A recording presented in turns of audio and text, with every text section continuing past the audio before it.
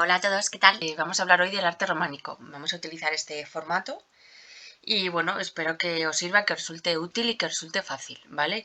El examen en principio sigue vigente y os voy a preguntar sobre el arte románico, así que me interesa que atendáis al vídeo, tanto el vídeo como el PowerPoint lo voy a subir al Teams y lo vais a poder consultar cuando queráis. Vale, así que no quiero que os pongáis a escribir o que perdáis tiempo, que os perdáis alguna información por estar escribiendo, ¿vale? Vais a poder consultar esto siempre que queráis porque lo vais a tener en el Teams. Así que nada, venga, vamos a empezar. Ya os he hablado del arte románico en algún momento en clase, me parece, porque se desarrolla en este periodo histórico que hemos estado trabajando en las últimas clases, que es en la Alta Edad Media, durante el feudalismo. ¿Cuál es el contexto histórico? Bueno, ya sabéis que durante el feudalismo la Edad Media está dividida en lo que se llama la sociedad feudal, que se representa generalmente en la pirámide feudal, que ya la habéis dibujado y deberíais tener clara que está en la cúspide del rey. Por debajo se encuentra la nobleza dividida en alta y baja nobleza y el clero dividido a su vez en alto y bajo clero. Y en la base de esta pirámide se encuentran los campesinos y los siervos. Estos últimos son un grupo no privilegiado en contraposición a la nobleza y el clero y por supuesto el rey, que son los grupos privilegiados dentro de esta sociedad feudal. Bueno, ¿cuál es el origen del arte románico? Bueno, durante este periodo de la Edad Media, en torno al año 1000, circuló una creencia que se ha llamado milenarismo, de que con la llegada del año 1000 el mundo se iba a acabar. Iba a llegar el apocalipsis, iba a haber un desastre mundial y la humanidad iba a desaparecer de la faz de la Tierra. Nada de esto pasó. Y hay historiadores que sostienen, que defienden que el origen del arte románico es una acción de gracias a Dios por evitar que todos estos males ocurrieran. Entonces, que se construyeron iglesias, templos de adoración a Dios para darle gracias por evitar este apocalipsis, ¿no? Este desastre. ¿Qué pasó? Que en realidad los males que trajo el año 1000 fueron coyunturales en el sentido de que no tenían que ver con que fuera el año 1000, sino problemas mucho más terrenales, pues hambrunas, guerras, invasiones, estas segundas invasiones de las que hablamos. Y estas invasiones, las invasiones normandas concretamente, lo que habían hecho era perjudicar muy seriamente la vida de los monjes, la vida monacal en los monasterios. Acordaos de la división que existía en el clero entre clero secular, que es el que vivía entre los laicos, y el clero regular, que estaba adscrito a una regla de una congregación y vivían juntos en monasterios. Bueno, estos monjes guardaban estos monasterios riquezas y guardaban también las reliquias. Acordaos, las reliquias eran pues estos trozos de la cruz de Cristo o la sábana santa o la sangre de Cristo, esta serie de objetos vinculados a Jesucristo que se guardaban con mucho fervor y que la gente, los devotos, iban a adorar. Y además dejaban donaciones y dejaban sus dineros en estos monasterios en agradecimiento por cuidar estas reliquias, ¿no? Entonces, con estas invasiones, los monjes en muchos casos tienen que huir para guardar y proteger ese bien tan preciado que eran las reliquias. Y este es el origen de las peregrinaciones. Ya sabéis, este proceso de llegada a un lugar santo desde un punto determinado andando generalmente, ¿no? Para conseguir el perdón eterno. Bien, entonces las peregrinaciones fueron una de las vías, por las que se consiguió extender el arte románico. ¿Cuándo se empieza a desarrollar? ¿Cuál es la cronología del arte románico? Bueno, el arte románico inicial, que es cuando empiezan a desarrollarse las características del estilo, se va a nacer entre los siglos X y se va a extender hasta el siglo XI. El románico pleno, que es cuando se asientan estas características, cuando el estilo románico se asienta, es entre los siglos XI y XII, y el románico tardío, entre los siglos XII y XIII, lo que va a ir pasando es que se van a ir difuminando las características propias del estilo para empezar a dejar entrar las características propias del que va a ser el siguiente estilo en la Edad Media, que será el gótico. Vale, el arte románico se le ha llamado el primer estilo de arte internacional. Esto no fue de esta manera porque un país o una región lo impusiera, sino porque se trató de como la expresión artística de una forma de ver la vida, de una forma de entender el mundo, de una cosmovisión que se llama. Y esta forma de ver el mundo estaba liderada por la Iglesia Católica. De esta forma se convirtió en el arte unitario del occidente cristiano. El arte románico nace en Francia vinculado a la orden benedictina, a esta congregación, a los monjes de la orden benedictina que formaban parte de este clero regular del que ya hemos hablado, y se extendió por el mundo cristiano gracias a las peregrinaciones, que ya hemos hablado de ellas, a la transmisión a otros monasterios de la orden, es decir, se construían más monasterios de la orden benedictina y se construían con las mismas características que el monasterio de Cluny, que servía como de base, de ejemplo. Las cruzadas también fueron un medio de transmisión. Estas cruzadas ya sabéis que son las guerras que se llevan a cabo contra los que se consideraban infieles por creer en un Dios diferente. Entonces, como se extienden, pues fijaos, hasta la actual Jerusalén, por ejemplo, entonces se extienden territorialmente muchísimo. Daos cuenta que Santiago de Compostela, que es uno de los centros de peregrinación más importantes del mundo, por no decir el más importante, está, acordaos, bueno, lo deberíais saber, en Galicia, en el occidente de la península ibérica.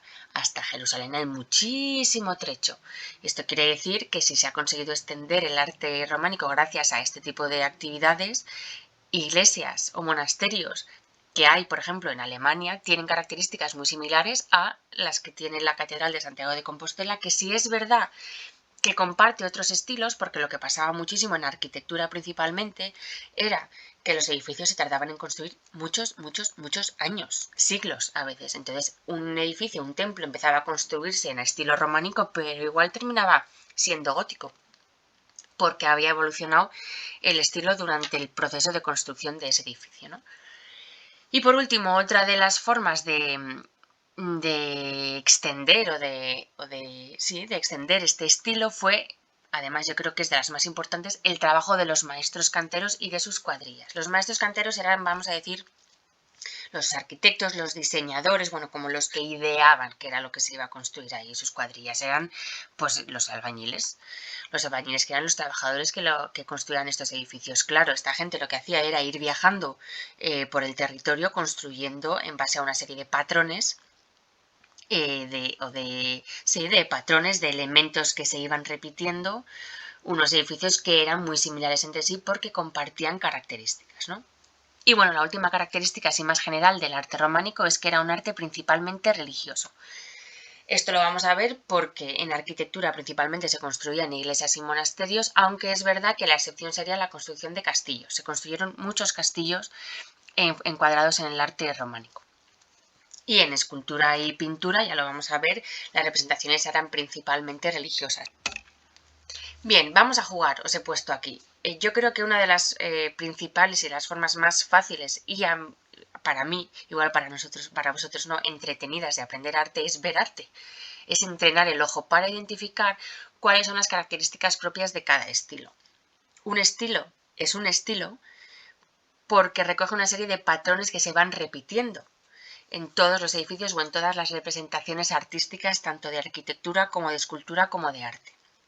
Entonces lo que vamos a hacer aquí es, yo os voy a poner unas imágenes, os voy a dejar unos segundos para que identifiquéis cuáles son los elementos que se repiten en todas las fotos, o en algunas de las fotos, y que veáis cuáles son las características que tienen en común estas imágenes. Es como el juego de las 7 diferencias, pero al contrario. Vamos a intentar encontrar cuáles son las similitudes que vemos en todas estas imágenes. Os voy a dejar unos segunditos para que os fijéis en cada una de las diapositivas. Os voy a dar pistas también, ¿eh? Por ejemplo, fijaos en los materiales que se utilizan. Fijaos en la altura de los edificios. Fijaos en las formas que se repiten. Hay formas recurrentes que se ven en todos los edificios.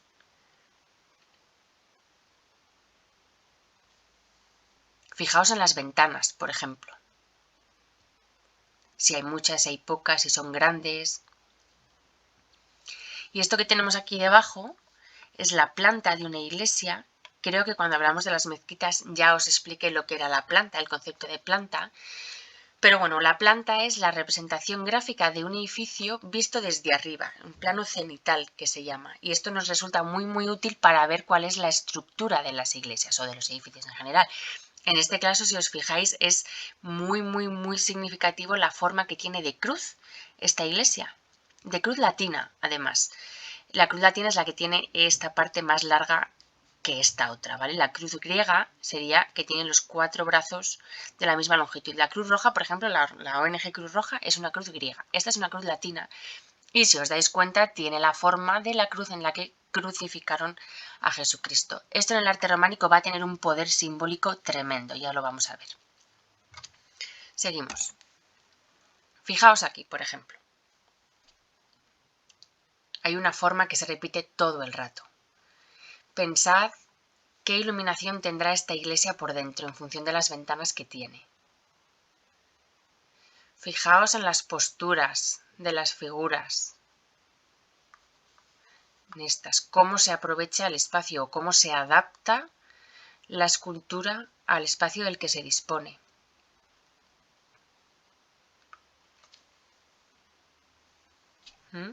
Fijaos en formas que se repiten, en los materiales otra vez.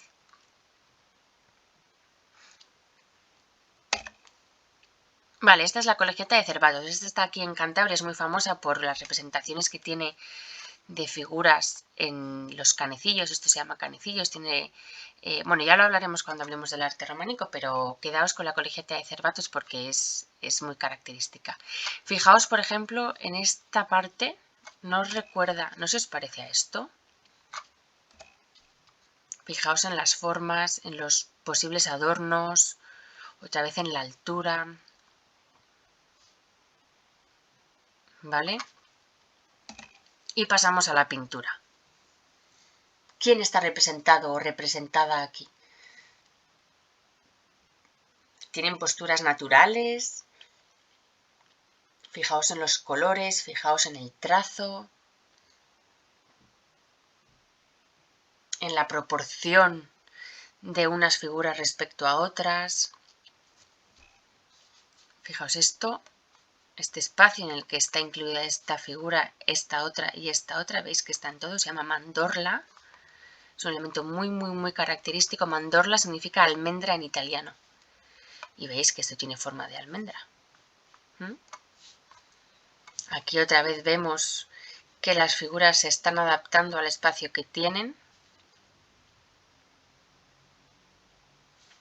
Fijaos en las posturas, no son del todo naturales, no hay perspectiva.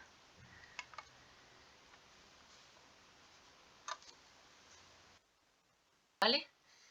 Bueno, pues vamos a pasar a las características de la arquitectura románica. Vale, ¿cuáles son los elementos característicos, los elementos arquitectónicos de este tipo de arte en el estilo románico? Bueno, tenemos lo más característico de la arquitectura del arte románico va a ser el arco de medio punto, este arco que veis aquí. Y el arco de medio punto lo que hace es dibujar como la mitad de un círculo. Sería la mitad perfecta de un círculo o de una circunferencia, ¿vale? Esto ya lo usaban los romanos, como sabéis, los romanos ya usaban el arco de medio punto y también usaban la bóveda de cañón, que esta bóveda de cañón no es más que la proyección en el espacio de muchos arcos de medio punto, ¿vale? Nos imaginamos que si ponemos aquí muchos arcos, uno detrás de otro, uno detrás de otro, uno detrás de otro, nos sale esta bóveda de cañón que nos sirve de techo, ¿vale? Es lo que se llama la cubierta, los techos de las iglesias. En este caso aquí tendríamos representada solamente una nave. Vamos a ver que hay más naves, ¿vale? Naves, espacios, para que me entendáis. Entonces la bóveda de cañón sería la cubierta principal en el arte románico, aunque también existen las bóvedas de arista. Y la bóveda de arista no es otra cosa que el cruce de dos bóvedas de cañón. Si os fijáis aquí, veis que aquí hay un arco de medio punto y aquí hay otro. Esa proyección del arco de medio punto forma la bóveda de cañón y si cruzamos dos, creamos una bóveda de arista. Otro de los elementos sustentantes básicos del arte románico va a ser el pilar cruciforme, que es un pilar al que se le han adosado una serie de columnillas y en planta, es decir, visto desde arriba, tiene esta forma, es la forma de cruz y por eso se llama así. Y luego otra gran característica del arte románico es que los muros las paredes son muy gruesos. Muy gruesos, muy toscos, con muy pocas ventanas o vanos y muy chiquitillos. ¿Por qué es esto? Porque lo que ocurría es que los arcos y estas bóvedas ejercían muchísimo peso sobre los muros. Entonces estos muros necesitaban ser muy fuertes para no vencer, para que el peso de las bóvedas no pudieran con ellos y no se abrieran, ¿no? Estos empujes que ejercen las bóvedas no abrieran los muros y no se cayeran abajo. ¿Qué hicieron para ayudar a los muros a sostenerse? Les añadieron los contrafuertes, que son estas piezas que se añaden por fuera del muro y que ayudan a ejercer esa fuerza contraria a la que ejerce la bóveda desde arriba y ayuda a que los muros y a que las iglesias se mantengan en pie, ¿no? Antes os decía que os fijarais en los materiales que se utilizan. En el románico generalmente se utiliza la piedra como material de construcción, la piedra o el ladrillo, ¿vale? Bueno, seguimos. Esto igual os resulta un poco difícil de comprender esta idea del peso y de la fuerza que ejerce, pero bueno, vosotros os tenéis que centrar en que la bóveda principal, es decir, si nosotros miramos arriba en una iglesia, lo que vamos a ver es como un túnel que va a tener esta forma generalmente, ¿vale?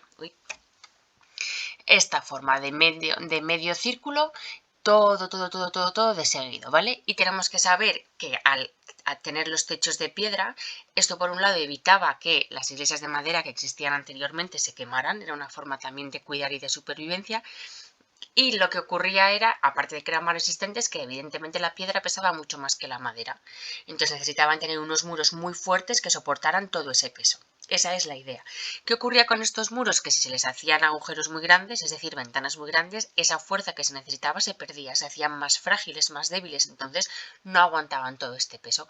Por eso los muros eran tan gordos y con ventanas o vanos tan pequeñitos. Esto además lo que hacía era acrecentar este ambiente de oración y de recogimiento de esta oscuridad, esta cosa como para adentro, de comunión con Dios dentro de las iglesias. Entonces servían también con un poco, con este papel como simbólico, ¿no? Bueno, ya hemos dicho que el arte románico es un arte principalmente religioso y también es eminentemente arquitectónico, o sea, sobre todo destaca por los edificios que se construyen. La mayoría de los edificios románicos son iglesias, pero también, como vamos a ver al final, hubo construcciones civiles que generalmente eran castillos, ¿vale? Castillos, también había murallas, ya sabéis que en esta época de inseguridad las ciudades se defendían, los feudos se defendían también con murallas defensivas. En el arte románico también existen murallas y castillos, y también los monasterios, que si os acordáis los vimos cuando hablamos de la vida del clero.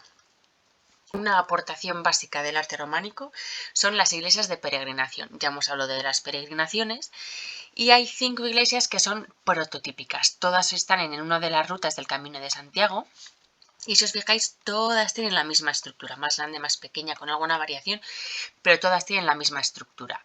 Y es, como hemos dicho antes, una planta de cruz latina, ¿vale? Las iglesias románicas, la inmensa mayoría van a tener planta de cruz latina con alguna variación. Puede haber alguna con planta de cruz griega, que es la que os he dicho que es como la cruz roja, más todos los brazos son de la misma longitud, o de planta central o circular, pero la mayoría van a ser de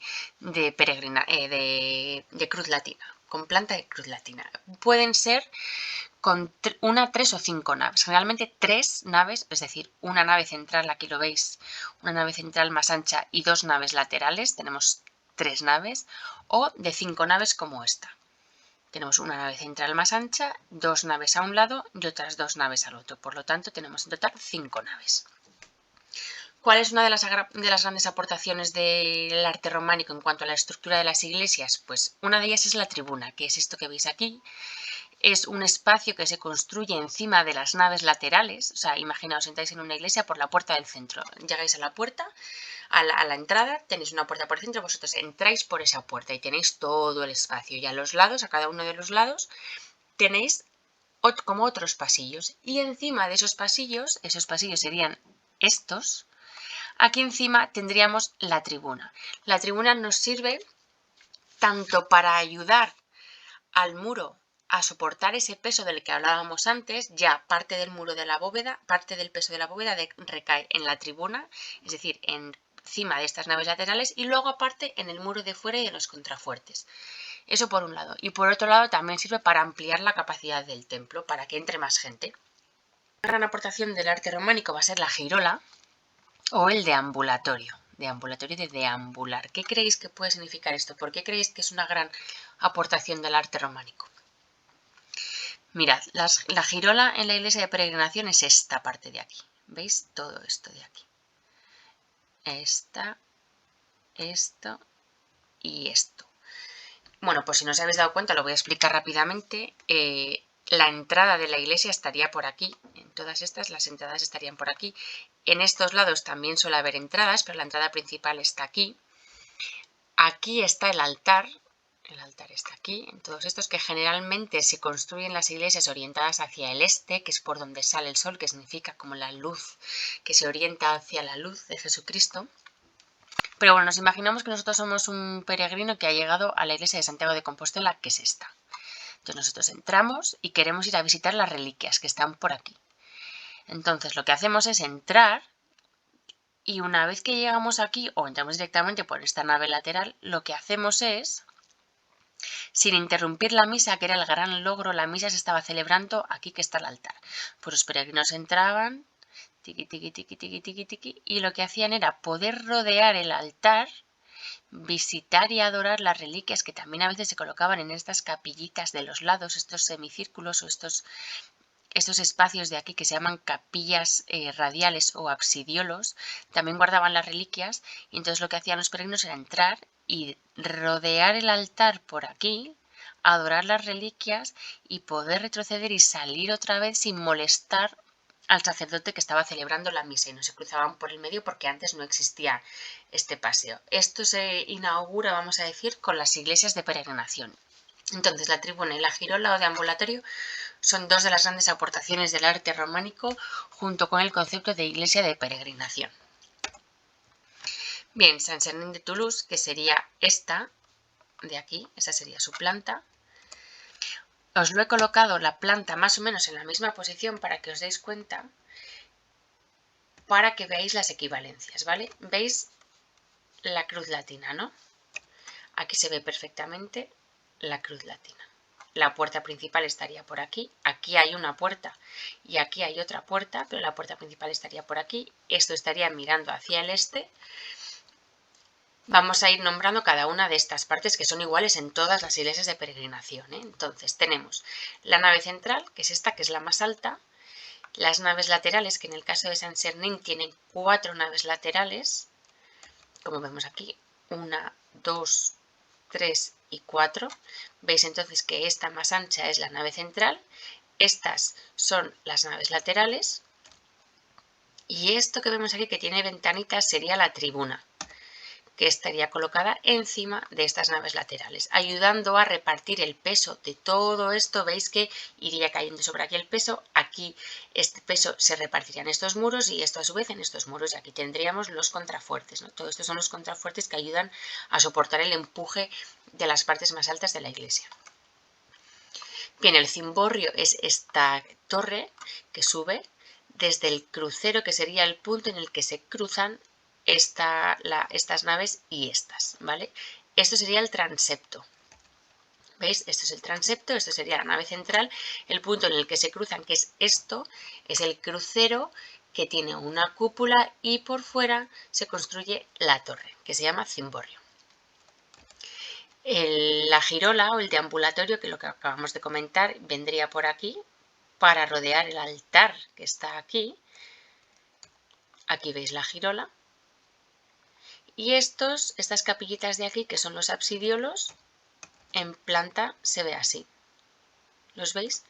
Encontráis la equivalencia, veis exactamente lo bien que se entiende la estructura al verla en planta y cómo están divididos todos los espacios, cómo se entiende perfectamente, cómo se intuye cómo va a ser la iglesia. Vale. Seguimos. Os he puesto aquí algunas imágenes de iglesias románicas. Esta es la colegiata de Santillana del Mar, es románica. Esta es una de las iglesias de peregrinación, está en Francia, esta está en León. Esta es Notre Dame de Poitiers. Aquí tenemos el románico catalán, que es muy característico también, con San Clemente de Taúl. San Martín de Tours está en Fromvista, igual os suena el románico palentino. Esta es una de las iglesias básicas y características del románico español. Maguncia, que está en Alemania, veis que también tiene una serie de características propias, porque hay escuelas dentro del románico, escuelas regionales que se llaman, no vamos a entrar ahí, pero en función de la región, porque entonces todavía no existían los países como los conocemos hoy, tenían unas características, pero bueno, todos compartían una serie de patrones, como hemos hablado. Y esa sería la colegiata de Toro. ¿Vale? Veis estos arcos de medio punto, veis los vanos pequeñitos, ventanas pequeñitas, esto sería el cimborrio. Esto veríais que es el ábside, ¿vale?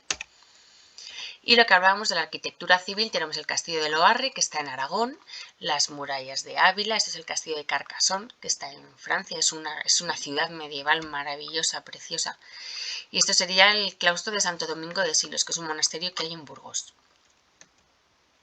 Vale, pasamos a la escultura rápidamente.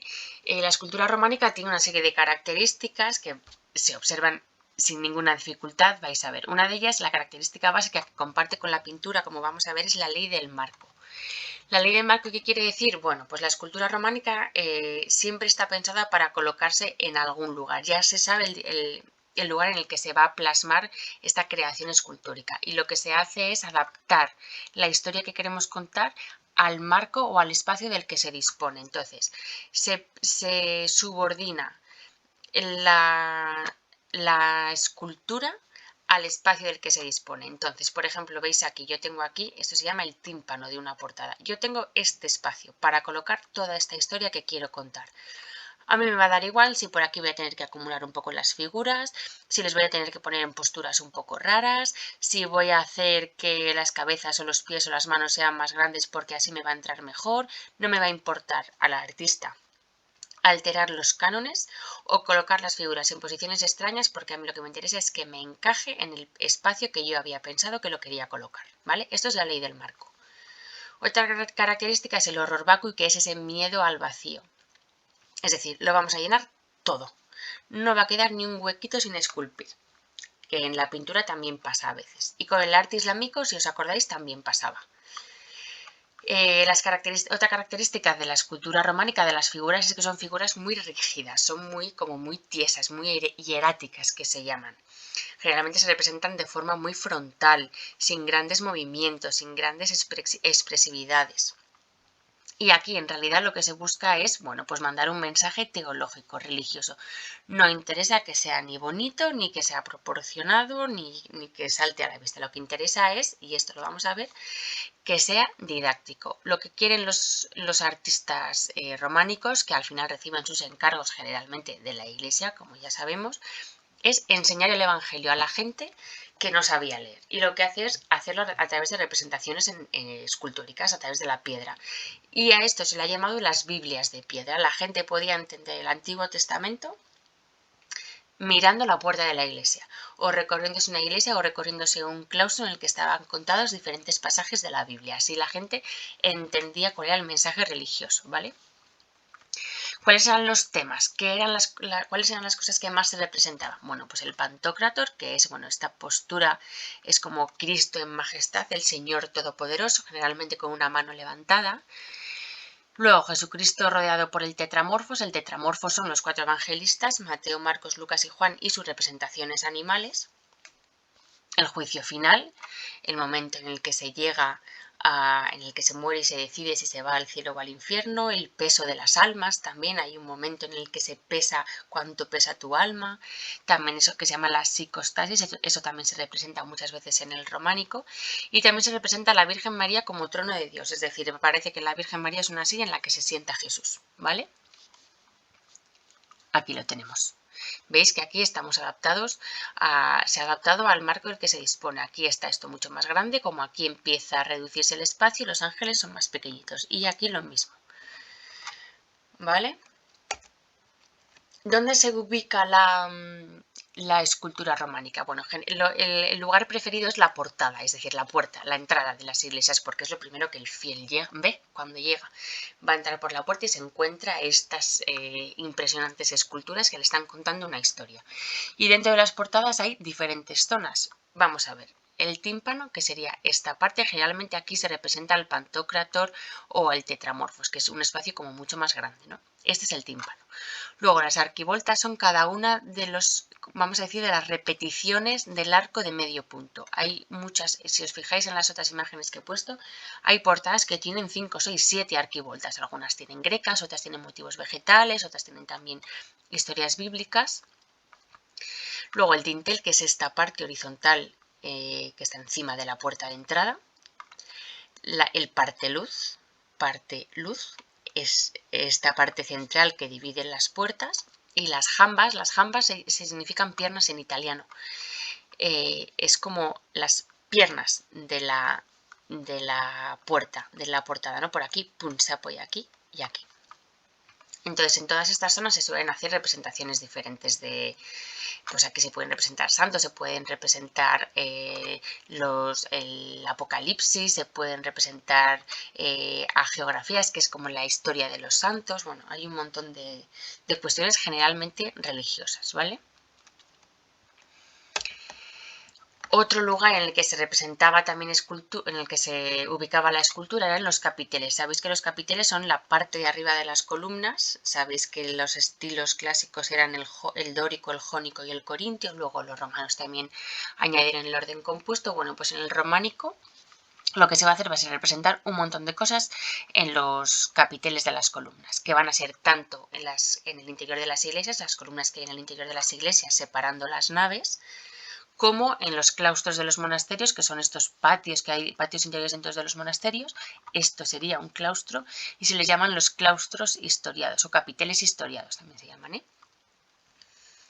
Y luego tenemos la escultura exenta, que es esta que puede rodearse, es decir, que no está adosada a ningún elemento arquitectónico, que no está adosada a ninguna pared, sino que es como individual, ¿vale? Que se puede rodear en su totalidad. En el arte románico generalmente está hecha en madera policromada, es decir, con diferentes colores. También hay algo de escultura en marfil, cosas como más prácticas, más funcionales. Y esta escultura, que también se llama imaginería, suele representar a Jesucristo crucificado, que le crucifican con 4 clavos. Más adelante veremos que lo que hacen es juntar las piernas y ya solamente serían 3, los 2 de la mano y el de los pies, y también se representa a la Virgen. La imaginería al final, los pasos que sacan en Semana Santa, eso es escultura exenta, eso es imaginería en madera. ¿Vale? Va a ir evolucionando, ya veremos. Bueno, en el barroco es una cosa sensacional, muy, muy, muy expresiva, la sangre, las lágrimas, pero bueno, en el románico de momento es mucho más simple, un poco más vasta, pero bueno, se va iniciando este tipo de escultura. Y por último, la pintura románica, en cuanto a su representación en el espacio, las características son muy similares a las de la pintura, también aplica la ley del marco. Yo en este caso tengo un ábside, voy a ceñirme al espacio que tengo y ya apañaré las figuras para que me cuadren. También se aplica el horror vacui, se pinta absolutamente todo y también van a ser unas figuras como muy esquemáticas, ¿no? No hay relación entre las figuras, no hay proporción. La proporción que se ejecuta se llama la proporción jerárquica, pero no porque sean proporcionales entre sí, sino que lo que es lo más grande es lo más importante. Luego da igual que no haya sentido de la proporción entre una figura y otra. Yo sé que esto que es lo más grande es lo más importante y esto que es más chiquitín nos importa bastante menos, ¿vale? La técnica que se utiliza es el fresco, que se pinta directamente sobre el muro. Esto hacía que se pigmentara la pared y que durara muchísimo. De hecho, bueno, pues ya veis, esto es el ábside de San Clemente de Taúl, que esto es del siglo, pues ya sabéis, del siglo X u XI. O sea, lleva muchísimos años pintado y aquí se mantiene. Y también se realizaba pintura en tabla, que generalmente era para los retablos, que son estas representaciones que hay detrás del altar. Cuando vas a una iglesia, lo que ves ahí al final, que hay un montón de figuras, pues hay veces que es escultura, pero otras veces es pintura, se llaman retablos y se realiza en tablas, ¿vale? En madera. Otras características técnicas de la pintura románica, bueno, pues se hace un trazo muy grueso en negro, ¿veis? Para delimitar el dibujo, se ve perfectamente. Se utilizan colores muy planos, a veces no existe apenas gradación, no hay matices, predominan los rojos, los azules, los verdes, pero no hay mucho matiz, no hay apenas colores pastel. Son colores, vamos a decir, como muy duros, ¿no? Y la localización es en los techos. Esto que tenemos aquí está pintado en el techo, en los muros de las iglesias y en los ábsides, que es esta parte que está detrás del altar, ¿no? Esta parte semicircular por la que rodea la girola, eso sería el ábside de las iglesias.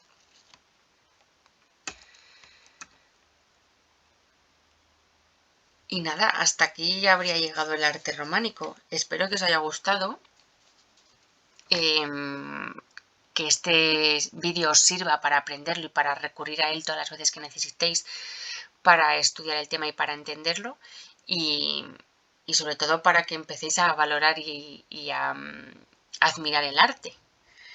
Ojalá lo hayamos conseguido.